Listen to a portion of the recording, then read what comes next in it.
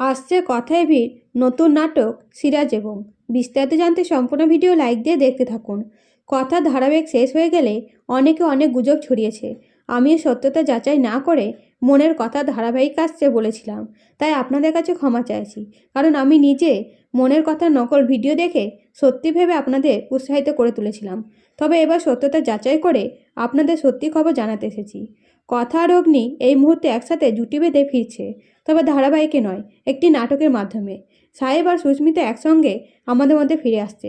তবে কিছু দিনের মধ্যে সাহেব সুস্মিতা আবারও ধারাবাহিকে ফিরে আসবে। আমি আলোচনা করব কথা অগ্নি নতুন নাটকের সম্পর্কে। সাহেবের চরিত্রের নাম সিরাজউদ্দৌলা। এই চরিত্রের মাধ্যমে সাহেবকে আপনারা নতুন রূপে দেখতে পাবেন। এই নাটকে সিরাজের জীবনের তিন নারী, প্রথমত মা আমিনী বেগম, স্ত্রী লুৎফুন্নেসা, মাসি ঘোষেডি বেগম এবং মির্জাফরের সঙ্গে সম্পর্কের গল্প বলা হবে। সাহেব মাত্র 23 বছর বয়সে সিংহাসনে বসার যোগ্যতা অর্জন করে। তাতে অনেকেই সিরাজকে অর্থাৎ সাহেবকে হিংসা করে। সিরাজ প্রথম যাকে বিয়ে করে তার থেকে বেশি লুৎফুন্নেসাকে ভালোবাসে। লুৎফুন্নেসা হলো সিরাজউদ্দৌলার দ্বিতীয় স্ত্রী, যার চরিত্রে সুস্মিতা অভিনয় করবে। সিরাজের মা আমিনা বেগমের পরিচারক হলো লুৎফুন্নেসা। লুৎফুন্নেসা সিরাজের প্রেমে পড়ে ইসলাম ধর্ম গ্রহণ করে এবং লুৎফুন্নেসা ছিল অত্যন্ত সুন্দরী।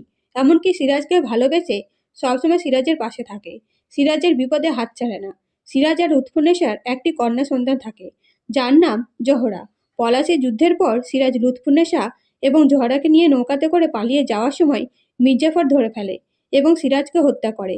কিন্তু লুৎফুন্নেসাকে কোনো ক্ষতি করে না, কারণ মির্জাফর ও তার পুত্র মিরনের পছন্দ ছিল লুৎফুন্নেসাকে। কিন্তু লুৎফুন্নেসা মির্জাফরদের কথা রাজি না হলে লুৎফুন্নেসা ও জোহরাকে বন্দি করে রাখে এবং সেখান থেকে লুৎফুন্নেসা ছাড়া পেয়ে বিদেশির কাছে থেকে পেনশন নিয়ে মেয়ে ও নাতনিদের মানুষ করে, তাদের সাথে জীবন অতিবাহিত করে এবং অবশেষে লুৎফুন্নেসার মৃত্যুর পরে সিরাজের পাশেই খুশবাগে সমাধিস্থ হন।